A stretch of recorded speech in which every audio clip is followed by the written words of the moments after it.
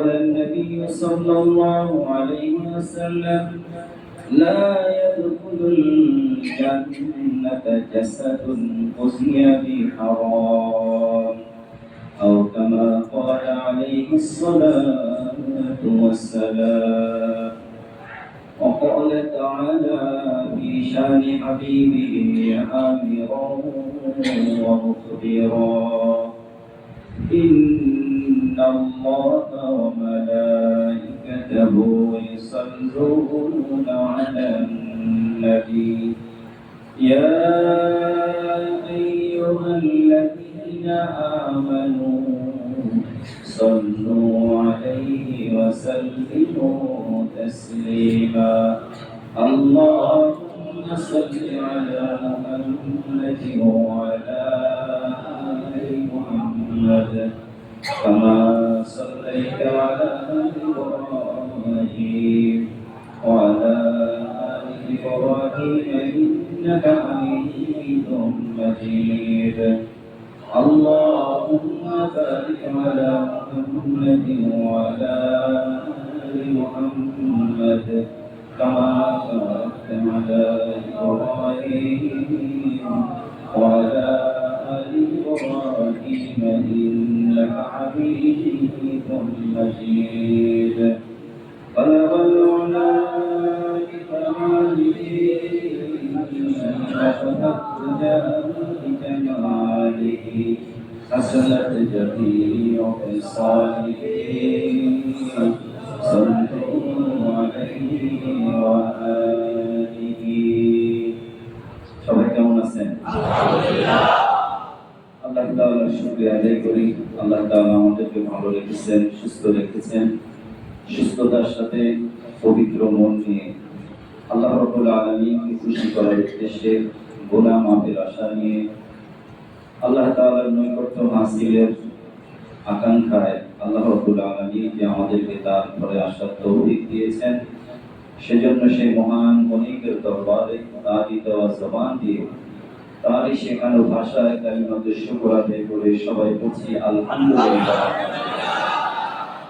ربنا لك الحمد حمدا كثيرا طيبا مباركا فيه يا ربي لك الحمد كما ينبغي لجلال وجهك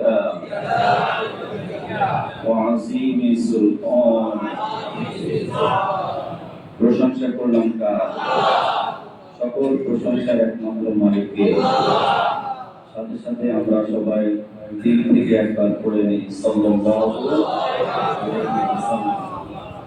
পবিত্র জুমার দিনের অন্যতম আমল হলো সূরাতুল কাহফ তিলাওয়াত করা, বেশি বেশি তাওবা ইস্তিগফার পড়া এবং আমাদের প্রিয় নবী জনাব রাসূলুল্লাহ সাল্লাল্লাহু আলাইহি ওয়াসাল্লাম পরে দুরূদ শরীফ পড়া, বেশি বেশি দোয়া করা।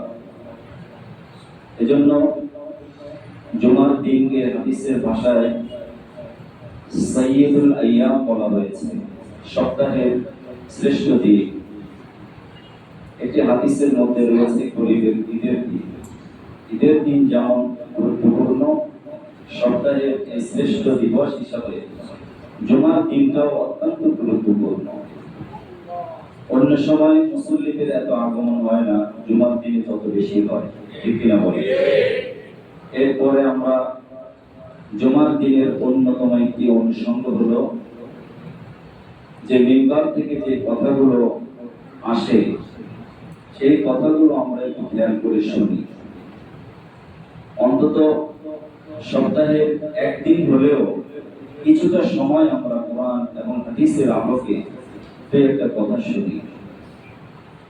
এই শোনার কারণে হতে পারে যে কথাটি আমার জানা আছে, সেই কথাটাই আবার শুনবো, কিন্তু আমার হৃদয়ে যদি সেই কথাটা একবার একটু নাড়া দেয়, আমার বিবেক যদি একটু জাগ্রত হয়, আমার আমলের মধ্যে যদি একটু পরিবর্তন আসে, তাহলে এই কথাটা আমার জিন্দেগির জন্য, আমার মুক্তির জন্য, দুনিয়া আখিরাতের সফলতার জন্য যথেষ্ট হয়ে যেতে পারে।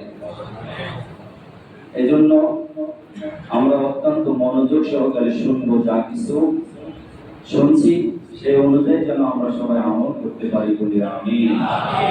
আল্লাহ তাআলা যেন আমাদের মনোযোগ বাড়িয়ে দেন বলি আমিন। আমাদের স্মৃতি শক্তি, আমাদের মেধা শক্তি, আমাদের মানবিক যত শক্তি রয়েছে আল্লাহ তাআলা যেন সকল শক্তিগুলোকে বাড়িয়ে দেন, সবাই বলি আমিন। আমি আজকে ধারাবাহিক আলোচনার অংশ হিসাবে সূরাতুন নাহলের যে আয়াতটি আমরা তিলাওয়াত শুনেছি বেশ কয়েক সপ্তাহ ধরে, 90 নম্বর আয়াতের একেবারে শেষ শব্দটির আলোকে একটু আলোচনা করব ইনশাআল্লাহ। আয়াতে কারিমায় আল্লাহ রাব্বুল আলামিন মানব জাতির জন্য, তার জীবনে চলার জন্য, মানুষের জীবন পরিচালনার জন্য